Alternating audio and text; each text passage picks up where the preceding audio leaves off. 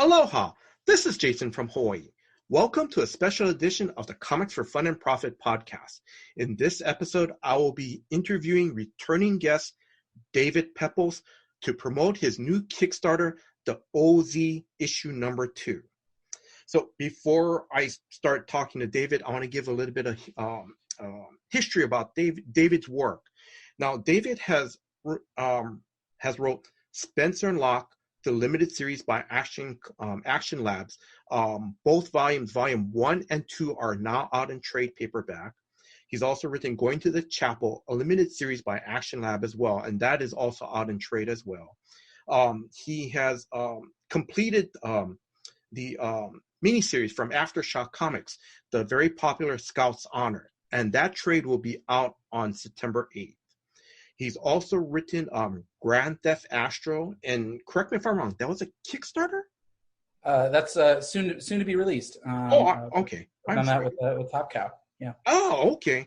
All right. And then, and he's also written a short story called Die, Die, Die, Danger Room. It's a short story from Nightmare Theater horror anthology. He's written Roxy Rewind for Project Big Hype, and that was a Kickstarter that was done earlier this year. Now, David, correct me if I'm wrong. You did a one-page story in the Help, the Hero Initiative Anthology Kickstarter. Is that correct? Yeah. Yep.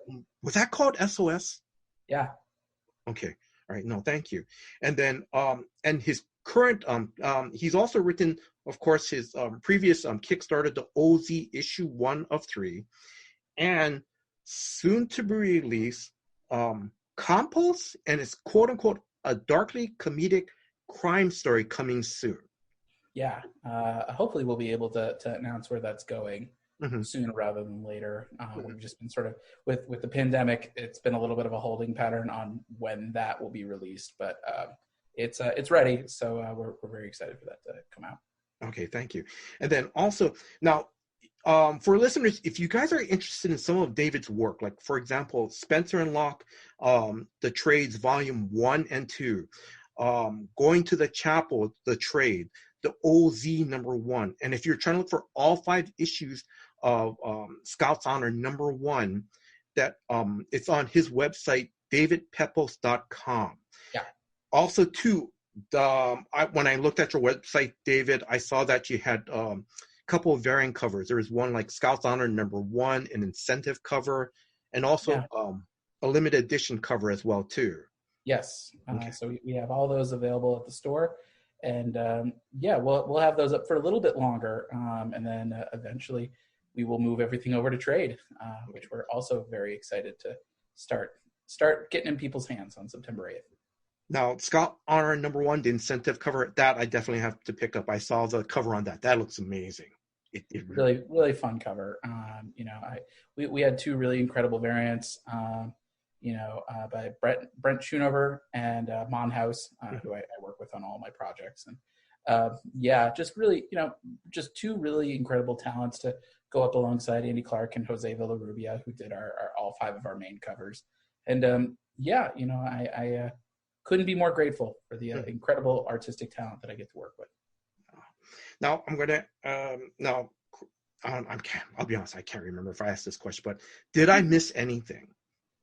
No, you actually had an exhaustive look at all of my projects.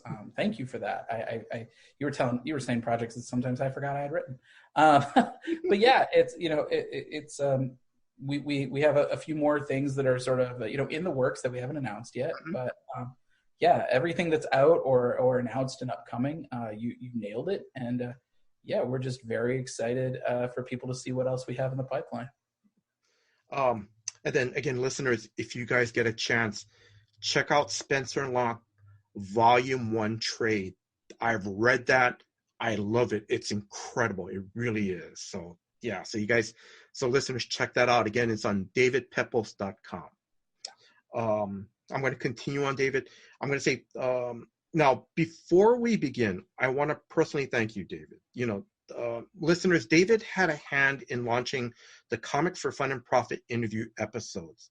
Now, I've done a few short interviews with comic book creators at conventions over the last 5 years, but David was was really our first guest on the show. He saw Drew's pick, I believe, back in January of Scout's Honor #1. He reached out to Drew over on Twitter to let us know that he was available to do an interview. David, I am very grateful. I'm very grateful because you took a chance with me. Just thank you very much. Listen, I've been on the other side of the comics journalism table. I know sometimes a challenging and thankless job it can be. And, as a creator, I always appreciate when people take the time to talk about our work, and especially interviewers like you who do your homework. And, you really dug into everything I've done so far. And so, no, the pleasure's all mine. I'm glad I was able to start the bar low for the channel. And I'm excited to be back and catch up about the OZ. Oh, thank you very much. For listeners, if you guys want to, check out that very first interview I did with David, it's the Comics for Fun and Profit, episode 609. Okay. David, how are you doing today? Good. It's a rare overcast day here in Los Angeles. So everything from the neck up hurts. But it's a Kickstarter going on, and so that's what gets me out of bed.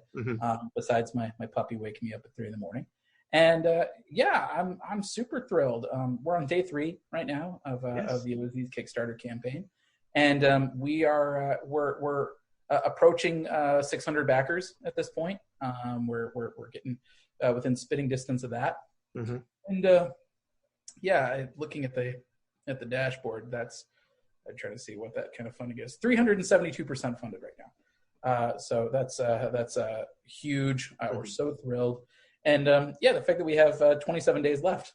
Yeah. It's really exciting. So how exciting was it now correct me if I'm wrong. Basically you met your goal on the first day. Is that correct for this Kickstarter? In the first 40 minutes.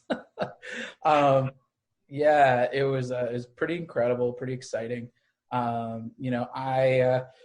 Excuse me. You prepare for failure, but you hope for the best, especially with these. And, I knew we had a lot of readers on our last Kickstarter. We had over 1,300 people join us for the OZ last go round. And I was hopeful that we would get at least a decent number of them back. And so far we have. We're like I said, we're approaching. We're getting close to the halfway point of our readership from last time. It's just in the first 3 days. And I'm curious to see how far we can take this, to be honest. I did Kickstarter because I wanted to do outreach directly to readers. And I, wanted to sort of build my own readership. You've got the direct market Wednesday warriors, but there are people who are on Kickstarter who will never step foot in a comic shop. Yes. And so I wanted to sort of figure out a way to sort of meet those readers where they're at. And, I've been just so blown away about the enthusiasm and how excited everybody's been about the series. And I tell everybody, issue 1 was the quiet issue. Now that we've sort of introduced Dorothy Gale and figured out, what turned Oz into the occupied zone. Now in the second issue, we're really able to put pedal to the metal. We're able to sort of explore new territories of the OZ, and we're able to introduce some really cool new characters that kind of complete Dorothy's special forces. And I'm super thrilled, and I can't wait for people to see what we've been cooking over the last year. So before I continue on, I want to say thank you, David, for a digital copy of the first issue of the OZ and some preview pages of the second issue. So listeners, this is very incredible. It's a very I love the story. That's all I can say right now. Before we continue on, David, I want to read at least one review from the first issue of the OZ. Now, and it was one reviewer said, "It's a clever twist on an old story, but more than that, a meditation on how deeply we carry trauma the world inflicts on us." And that was by Mark Russell, the writer of Second Coming. And if I remember correctly, he's writing, I think, Fantastic Four life story. Yeah. And I know he's written the updated version of the Flintstones. Yeah, no, Mark is terrific, and I told him this when our last campaign came out. Is I consider him a real influence in my work, just because he's able to take these kind of childhood icons and do something more adult with them. And his work on Snagglepuss really really caught my eye in a big way, and I'm loving what he's doing with Fantastic Four Life Story, it's just. I consider him, a big influence. I consider Tom King to be a big influence. Tom Taylor, the other Tom. And not to mention all sorts of writers, dating all the way back. Devin Grayson, Dan Slott, Jeff Johns, Rick Remender. I think that's the reason why I became a writer in the first place. Is it was sort of reading about these things wasn't enough to contain my excitement anymore. And so I feel like every work that I do in some capacity pays homage to the things that I really love about this industry. They say imitation might be the sincerest form of flattery, but I would say that reinvention is the most satisfying form of fandom. Yes. And so, it's really, it's just a real privilege to be doing this job. I said this in an interview the other day, but this isn't just my astronaut job. It's like I went into space and now I'm like taking up residence in the moon. It really is just an incredible kind of surreal sort of job that I have. And, seeing things like the success of the OZ Kickstarter, it really, sometimes I just got to pinch myself. It feels sometimes too good to be true. I'm just so grateful to all the fans and press and retailers and comics professionals who've all really rallied around us to make this book such a success. As we continue on, I'm going to ask you, David, can you, what is the premise of the OZ? When you did the first Kickstarter, the OZ #1, what's the premise of this story? Yeah, the OZ is, I like to describe it as what if Mad Max took place in the Wizard of Oz. It follows Dorothy Gale's granddaughter, who's a disillusioned Iraq war veteran who finds herself stranded in the war-torn land of Oz. And as she discovers, when her grandmother killed 2 wicked witches and convinced the Wizard of Oz to leave, and then clicked her heels together 3 times and split, it caused a power vacuum not unlike Baghdad that's left Oz in decades of brutal civil war. And so now this new Dorothy is going to have to navigate her grandmother's former friends, the Tin Soldier, the Scarecrow, and the Prince of Lions, if she hopes to survive the horrors of the occupied zone, or as the locals call it, the OZ. If you like the Old Guard, if you like DMZ, if you like Fables, you're going to love the OZ. If you like the Wizard of Oz, if you like the Hurt Locker or American Sniper, you're going to love the OZ. Even high fantasy like Lord of the Rings, there are parallels there, down to video games like Fallout and Chrono Trigger and Final Fantasy VII. We're drawing inspiration from a lot of cool places for this book. And I'm really just so thrilled with how it's turned out. I'm working with artist Ruben Rojas, colorist Whitney Kogar from the Eisner Award-winning Giant Days, letterer DC Hopkins, and a real murderer's row of cover talent. And I think this is certainly one of the most beautiful books I've ever had the privilege of working on. And I really do believe that's inspired me to deliver some of my best work. And then you mentioned your artist, Ruben Rojas. How did you team up with him? I found him years ago on Twitter. He was answering a call. An editor had put up a call for artists, and I saw Ruben's portfolio, and I was blown away that nobody was working with him. So I immediately reached out and I said, Ruben, I really love your artwork, and I want to do a project with you. And I actually said, I have 3 projects ready to go. Pick. And so I'd given him access. I'd given him Grand Theft Astro, my upcoming sci-fi book with Top Cow. I'd given him another project that actually is surprisingly seeing a different kind of second life, hopefully soon. And then the OZ. And I didn't know at the time, but Ruben's 2 favorite genres are low fantasy and post-apocalyptic storytelling. So he immediately was like, I want the OZ. That looks terrific. And so, yeah, I've been working with him. It's been a long time coming working on this. We've been working on this together for a couple of years now. Hmm. And it's just because like I had projects coming up and Ruben had projects coming Yeah. up, and then the last year between our previous Kickstarter and now, there's a whole pandemic that's gone on. Ruben lives in Spain, which is like a big COVID hotspot, so there's been some COVID related production delays. And Hmm. I've had Scout's Honor come out through Aftershock earlier this Yes. year. I didn't want the two books to cannibalize one another. Yes. So, but that said, I feel like having seen the pages and having been, a professional comics critic for a long time, I know what like good pages look like. Hmm. And I think readers are going to see it was worth the wait. We haven't been skimping on anything. We've really been doing our homework. We've really been bringing our A game. I think that speaks to how strong this team is together. And I think it's really been a big feedback loop for our entire production. Is that every time the members of the team see what somebody's done, it inspires the rest of us to bring our A game. It's a really fun way of putting together a comic, and I think it's one that's really it induced us to deliver our best work. And then I'm going to ask like for your colorist, Whitney Koger, Yeah, DC Hopkins. How did they come aboard on the project as well? So DC Hopkins, Dave Hopkins, we had a mutual friend, Michael Mocchio, who used to be an editor at Boom Studios, and now he's over at Universal. Mike used to freelance for me when I was a comics journalist over at Newsvana. And so Dave actually sought me out at Denver Comic Con a few years ago. I believe he's local to that neck of the woods. And we immediately hit it off. He is just, I think, the most gracious and just kind person in the industry I've ever met. He's just such a generous collaborator. And I've told him, like, I will work with you whenever you want. He's that terrific. And,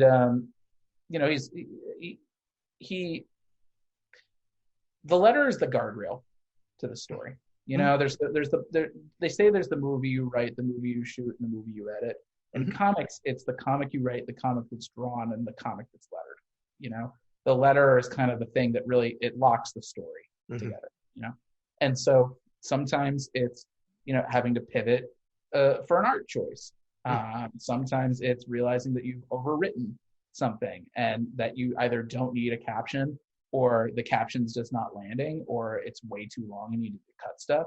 And Dave has always been so patient and generous and gracious, because I'm like, oh, I'm my own worst critic when it comes to my dialogue. So when I see it on a page, I'm like, oh, that doesn't work. I have to fix this. And he's really, he keeps this book on the tracks in a really, I think, beautiful way. And Whitney was the final member of the team that we got on board.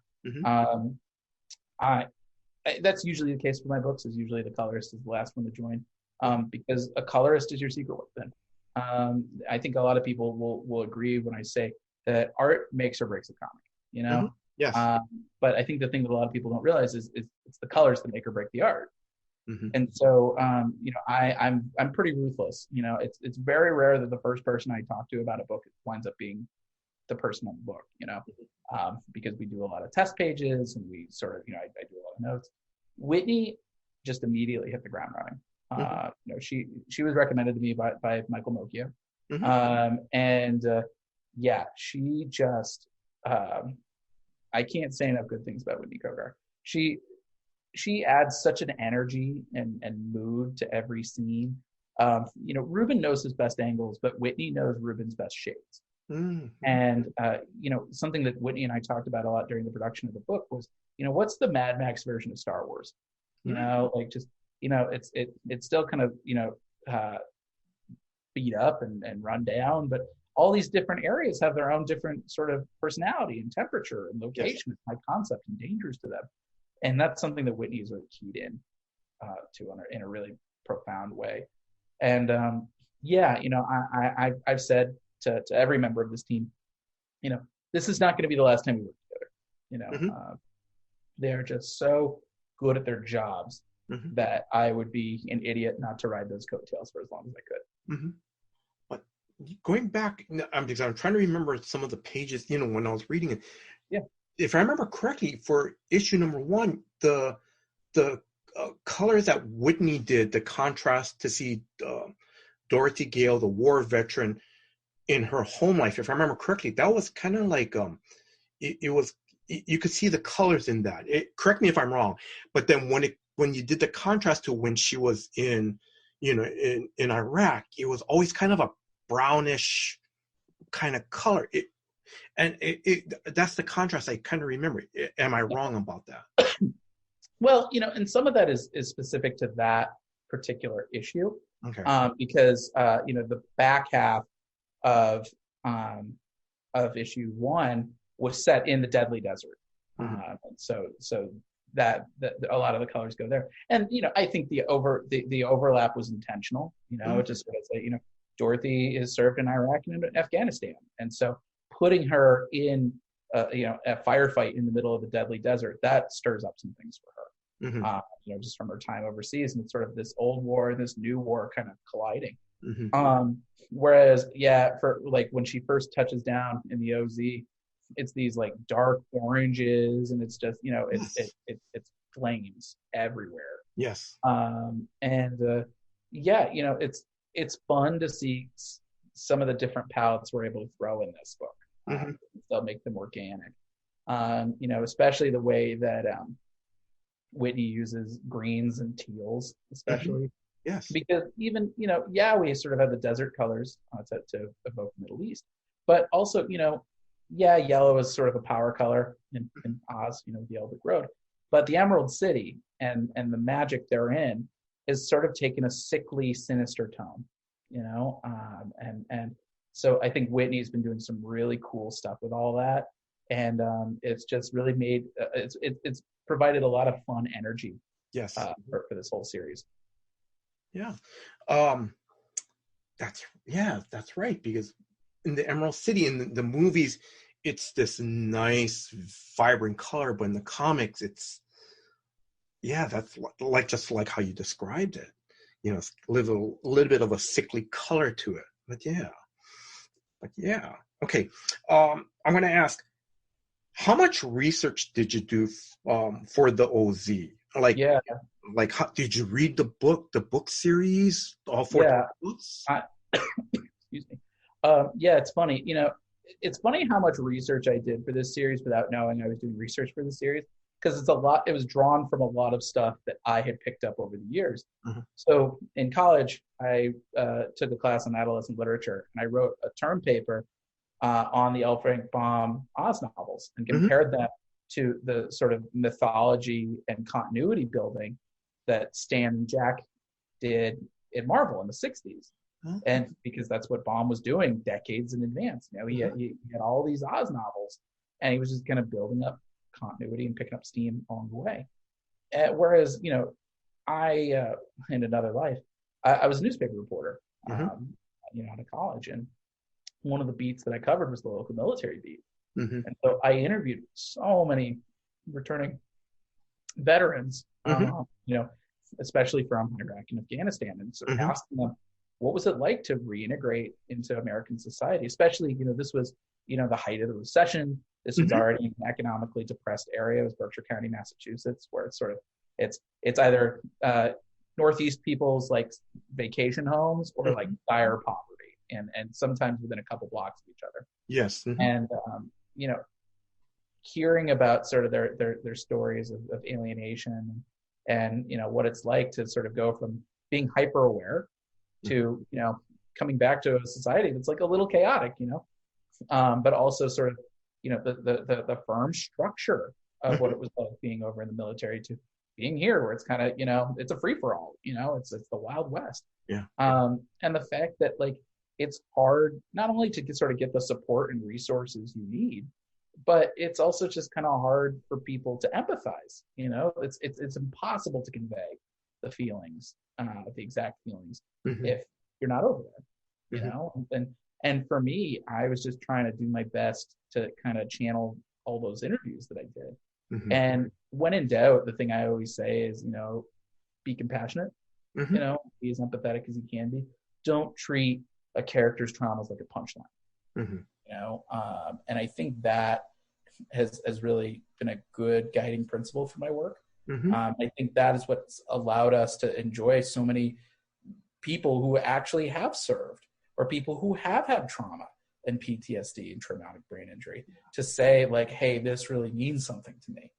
And this really resonates with my experience and my story. That is honestly the best reviews we could ask for. Mm-hmm. And it really encourages us to, to just remind ourselves that when we treat our characters with respect, what we're really doing is treating the readers with respect.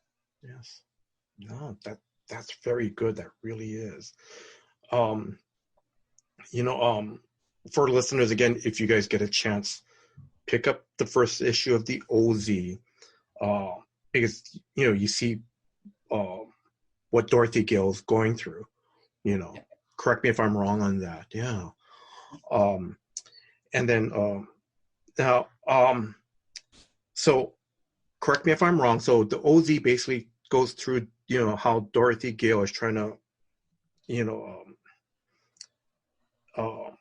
find her way, kind of like at home again, and then all of a sudden she's taken to Oz. Correct? Do you want to explain a little bit more about what I'm asking is, can you give our listeners what the first issue of the OZ is, if you don't mind? Yeah. So the first issue of the OZ, we established our new Dorothy, Mm-hmm. as a disillusioned Iraq War veteran, and what happens when she, a tornado sweeps through her small Kansas town, mm-hmm. and drops her into the land of Oz. Mm-hmm. And Dorothy, she's taking care of her grandmother who's suffering from dementia. Mm-hmm. And so she's been hearing stories about Munchkins and Yellow Brick Roads and Emerald Cities her whole life. Mm-hmm. And she's always just thought, like, this is just grandma being crazy. Mm-hmm. And now Dorothy's realizing, like, grandma wasn't crazy. Mm-hmm. And so our first issue is really sort of how does she grapple with that, and sort of her answering the hero's call. What happened to Oz really kind of, it evokes a lot of what Dorothy saw in her time in Iraq and Afghanistan. Mm-hmm. And so she understandably, she's like, I don't have it in me. I don't have another war in me. Mm-hmm. And yet the whole reason she did this in the first place was to help people. Mm-hmm. And so that's sort of what kind of pulls her out of retirement, so mm-hmm. to speak.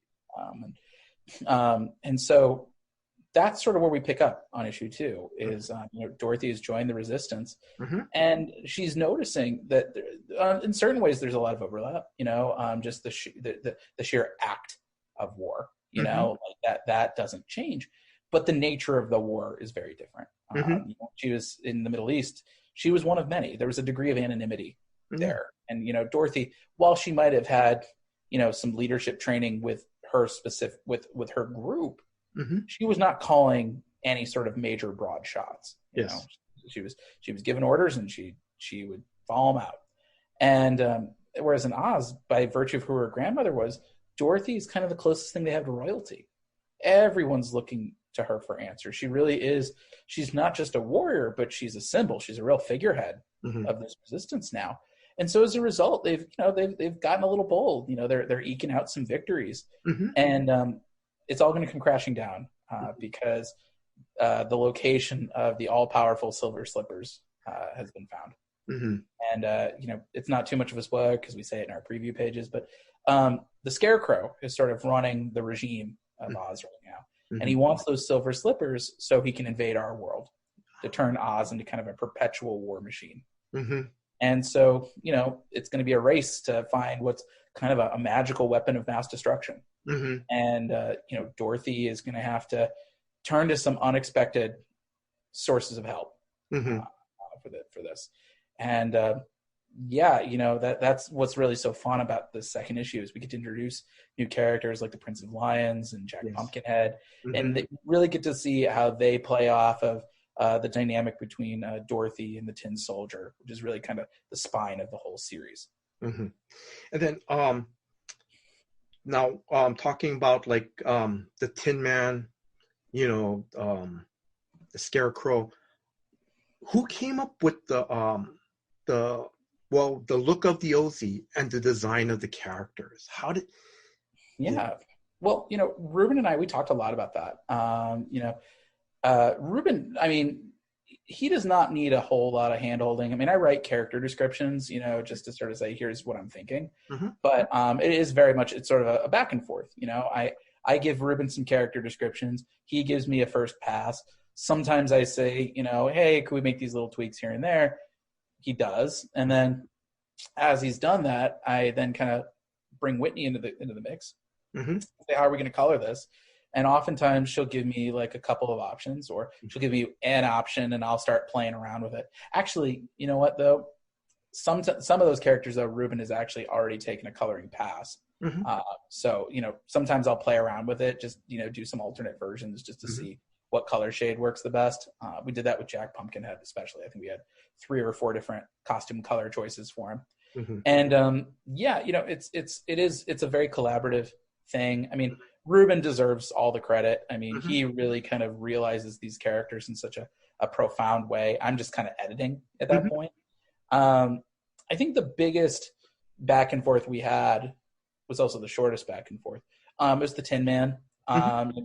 The first pass that Ruben did, he's kind of a guy in this big bulky armor, and Mm-hmm. I said to him, because it might have been a language thing. Like I know English is not Ruben's first language. Mm-hmm. I just said, hey, I don't want to do a guy in armor. I want the guy to be the armor. Mm-hmm. And I sent him, some reference art. I sent him like the power armor from Fallout, and Mm-hmm. and some other stuff, and Ruben just turned it around instantly. I mean, and that the first issue cover of the OZ, that was the first time that was the first character design of the Tin Man, and I immediately was like, "You're hired." Mm-hmm. And I told him specifically, we had just done the first 6 pages of the book and the cover at that point, and I told him, I promise you I will get this book made. Mm-hmm. I said, like, you are hired. I will pay you out of pocket, Mm-hmm. but I will make this book will get made. Mm-hmm. So keep the faith and keep drawing. It's just Ruben's designs are really fantastic. I think he's one of the most gifted world builders I've ever worked with. Mm-hmm. He really adds so much to every setting and everything to all the characters, and he really just nails the emotional moments of Yes. all of them. And I think he really is just an artist, and I'm so grateful and thrilled to work with him.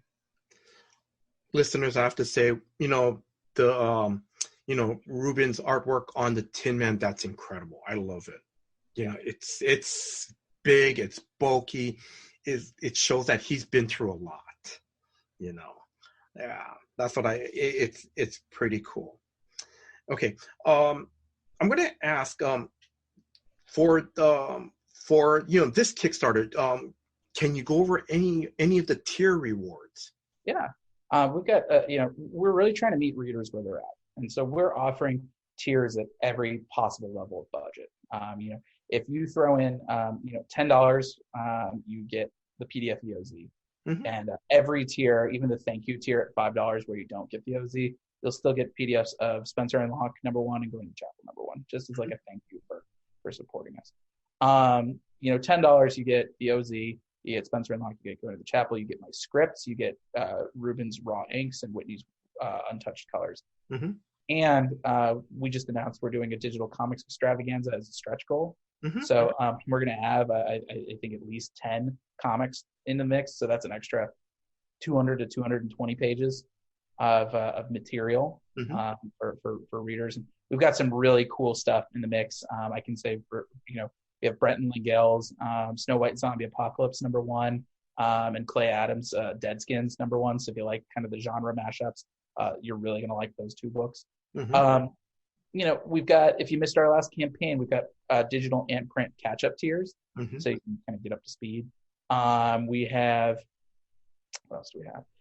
If you are a collector, we've got 4 variant covers. We've got a bundled set where you can get all 4 for the price of 3. Or if you've missed our last campaign and are a diehard collector, we also have discounted bundled sets for all 9 covers Mm-hmm. for issues 1 and 2 that we've released so far. As well as tiers that have all my trade paperbacks. If you haven't read any of my other books, you want to Mm-hmm. get up to speed. And then we've got some really cool, like kind of premiere level tiers. We've got Skype sessions with me. Mm-hmm. If you want one-on-one advice about your script, or about what's it like to run a Kickstarter, how to do comics publicity, or how to navigate Hollywood, I can answer all of these questions, or whatever the agenda is that you would like. we have original commissions from artist Ruben Rojas. I think we've already gone through, I think, 2 of them already. So I think we have 3 left. Wow. A chance to get drawn in the book. That's kind of a cool one of a kind cameo. Mm-hmm. And then for fans of my work, we had some handcrafted Spencer and Locke plushies made as a gift for my creative team in the book. We have a couple left over. Mm-hmm. So we have 2 left of those that we're looking for a home, as well as anyone who read Scouts Honor. It's about a post-apocalyptic Boy Scout cult. Mm-hmm. We did some very special limited edition Ranger Scout merit badges for the book, and we had a couple of them out through retailers. But there are some that are exclusive to things like Comics Pro, some that are exclusive to conventions, some that I think might even be Aftershock and Aftershock staff exclusive. So we are giving away 3 sets of all 14 Ranger Scout merit badges. You will not be able to get them outside of this Kickstarter, and I know already somebody has snapped up one of those sets on the first day. So it is moving. And yeah, like I said, we're trying to meet everybody at every level. And also, we will have a backer kit store on the back end of the campaign. Okay. So if, for example, you really, you want to get the next issue of the OZ and you're really curious about Spencer and Locke, or maybe you read Spencer and Locke and you want to get Spencer and Locke too. You can add any item individually to the mix on the back end. And we'll also have some really cool stretch goals in mind. If you like the stickers or the pins or the prints or the theme song that we did last time, you may want to back and share the campaign.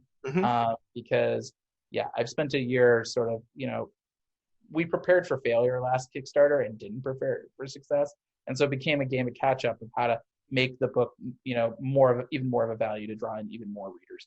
Now we've been preparing for success. And so we've got some really cool stuff planned. And keep hitting those milestones and you'll see some really cool stuff on the horizon.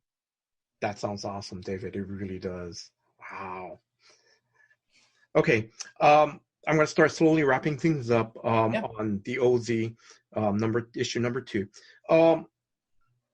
I love one of your Easter eggs. Yeah.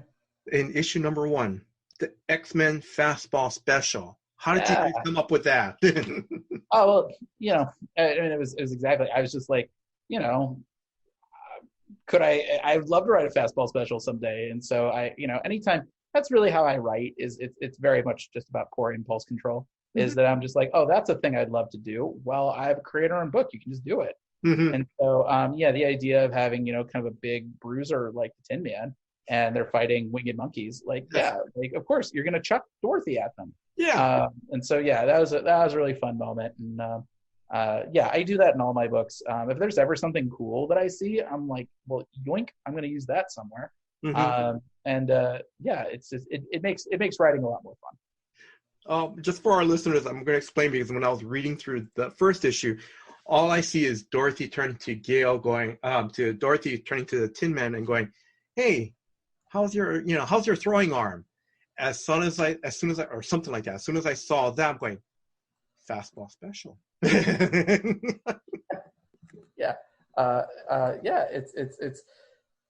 That's something I'm always going to do. I think you can't write comics without some degree of self-indulgence, and I indulge whenever I can, because I know I'm writing to fans, and fans love this stuff, and they love this stuff as much as I do, and so why not throw in a Fastball Special? That's dope. And the thing, also too, what I really love about it was that it was. 1, I didn't expect it. 2, it felt natural. It was written. Hopefully, I'm describing this well. It was a natural. It just came out natural. Thank you. So just like a big kind of crescendo moment was kind of what we were going for. Thank you. No, you're welcome. Okay.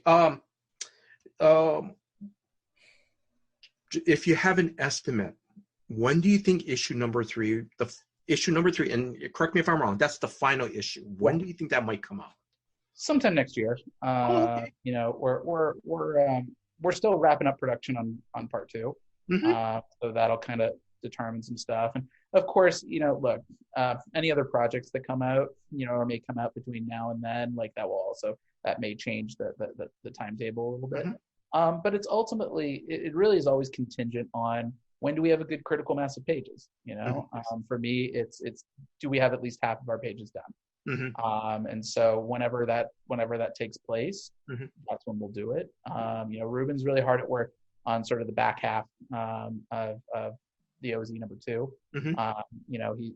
He's just chiseling through inks right now, and pages that I've seen look just stunning.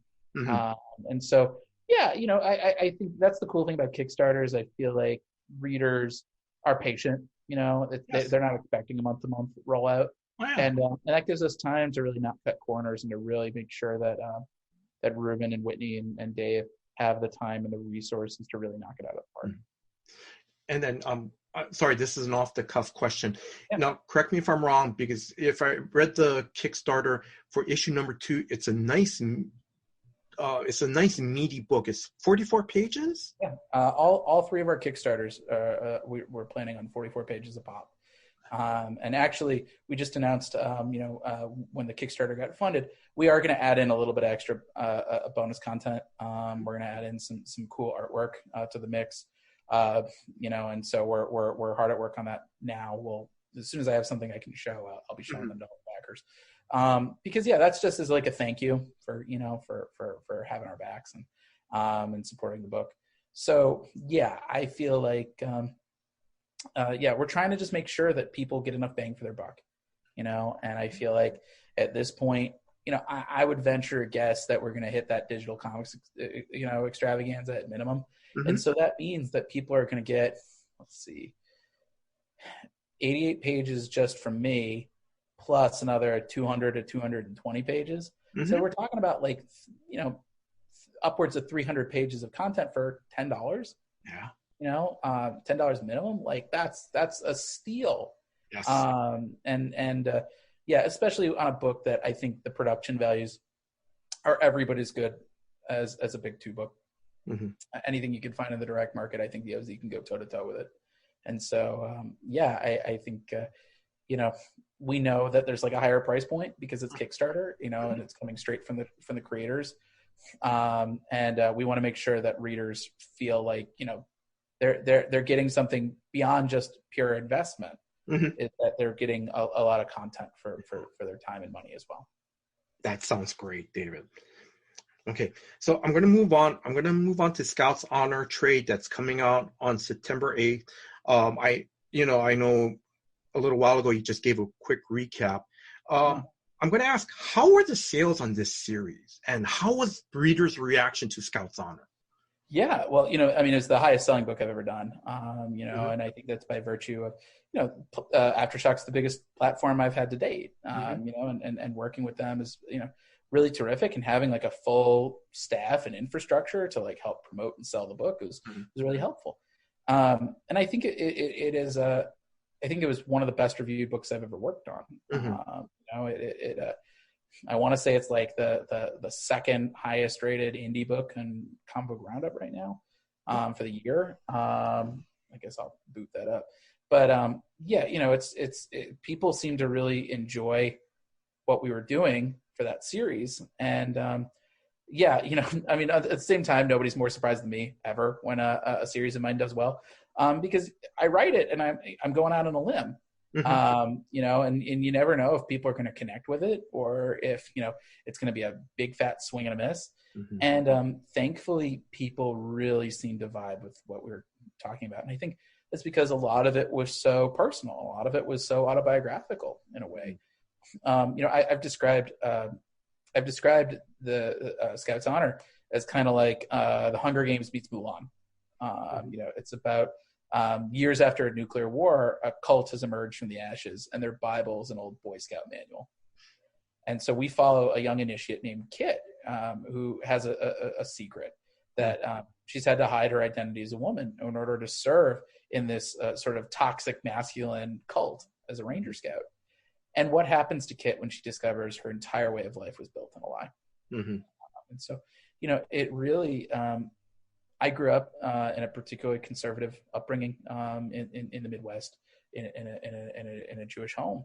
And when I left home, it wasn't until I left home that I realized that a lot of stuff that I had been sort of programmed to believe, that had been told was gospel, didn't really line up to reality. Mm-hmm. And, sort of my own political and spiritual reawakening, sort of my reclaiming my identity as a Jewish person, and that journey, which is very different than my parents, which is very different than that of their parents, to sort of also kind of embracing my own liberalism and progressivism. It was really disorienting at the time. Kind of you have your inherent values and those don't change, but realizing like, oh, all these other kind of things, it doesn't line up with reality. And so that was Kit's story in a big way, is sort of, what are the things that you view to be positive that you want to keep? And what are the things that are too toxic to remain? Yeah. And what do you replace that with? And I think people really, it's a story that deals a lot with religion and spirituality and gender and sexuality.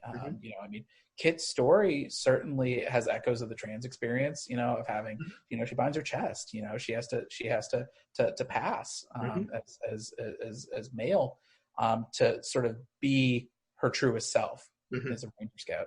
And meanwhile, her sort of rival in this, Des, he's gay. He's the closeted son of the cult leader. And what's that like, and just, it was a story about, people who can't be their authentic selves because of society, and how do they navigate society, and how do they navigate who they are as a result. And I think people seem to really get what we were going for with that book. Yes. I'm very grateful for that. And so I'm very excited to have that trade in my hands. Nobody is more excited than I am. And I'm counting down the days till September 8th when it's available anywhere comics are sold. All right, for listeners, sorry, I didn't write this down for you, David, but I'm going to throw this in. So again, listeners, if you are interested in picking up Scouts Honor, the trade, it comes out on September 8th. They're very important. Then how can you remember that when it comes out? It's the 55th anniversary of Star Trek, the original series. Perfect. I mean, that's fun. I mean, yeah, and you can tell your local comic shop. I mean, look, final order cutoff is like not really a thing when it comes to trades, because you can just order them whenever you want. So the code for that is JUL for July 211246. So if your comic shop isn't carrying Scouts Honor, you can nudge them and ask them to do so. You can also get it on Amazon, Barnes & Noble, Comixology, or at my website, davidpepose.com. That's right. Yes. Or you get it on the Kickstarter. Probably do that. That's probably better for everybody. Yes. Okay, I'm slowly wrapping things up. Are you working on anything right now that you can talk about? Nothing I can talk about. All right.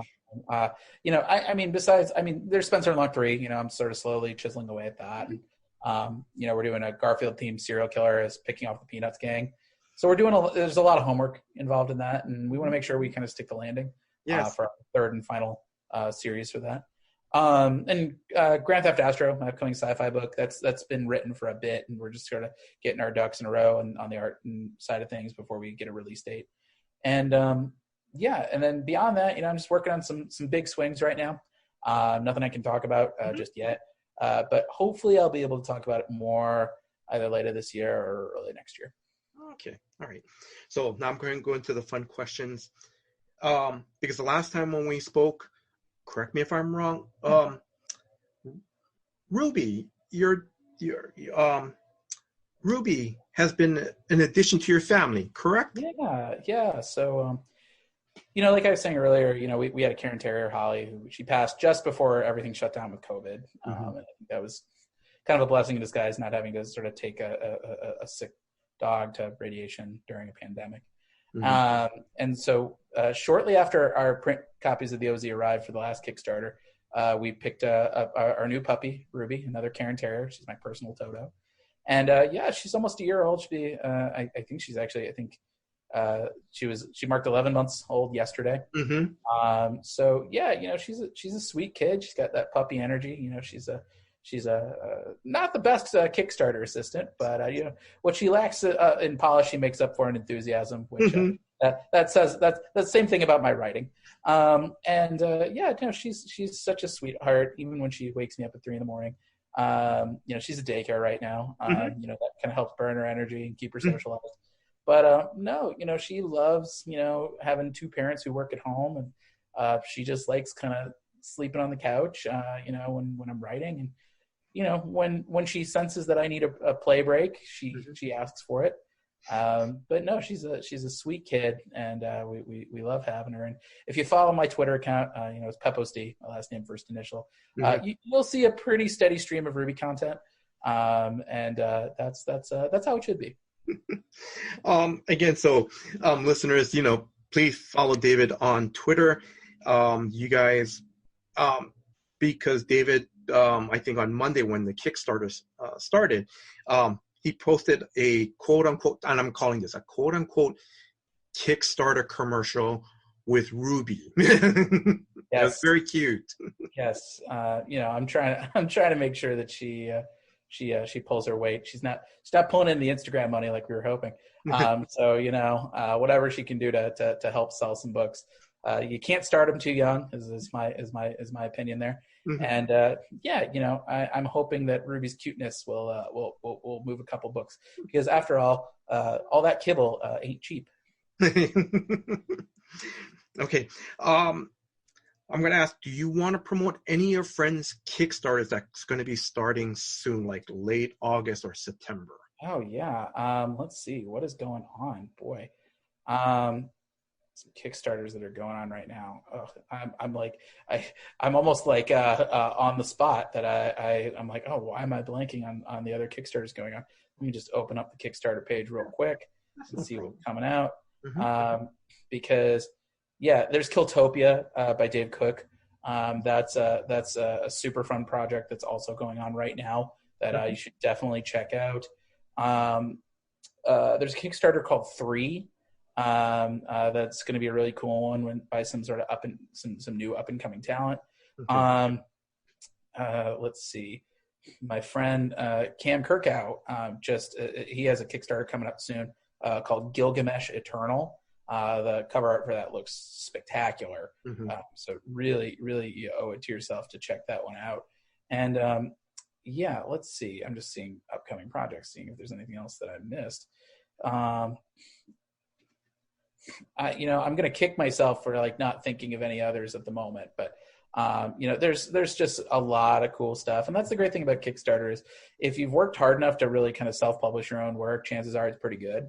And so I'd wholeheartedly check out. Actually, there is one more I want to give a shout out to, a book called Aeneid, The Rule of Nine. That looks super dope. Sort of a spaghetti Western fantasy. I'm very excited for that one to come out and check it out. But there's all sorts of really cool stuff coming out, so definitely you really check out the upcoming projects on Kickstarter, check out what's going on right now, and back as much as you can, because I think there's some really talented creators on here that you should definitely you shouldn't miss. All right, and then again, where can listeners follow you on social media? You can follow me on Twitter and Instagram at Pepose. It's my last name, first initial, or David Pepose Comics on Facebook, or you can subscribe to my newsletter, Pep Talks, at bit.ly/pepnews, or visit my website, davidpepose.com. And then any last words to our listeners? Look, Kickstarter, it's a community effort. Every backer matters. It's not about the dollars to me. It's about trying to reach out to as many people as we can.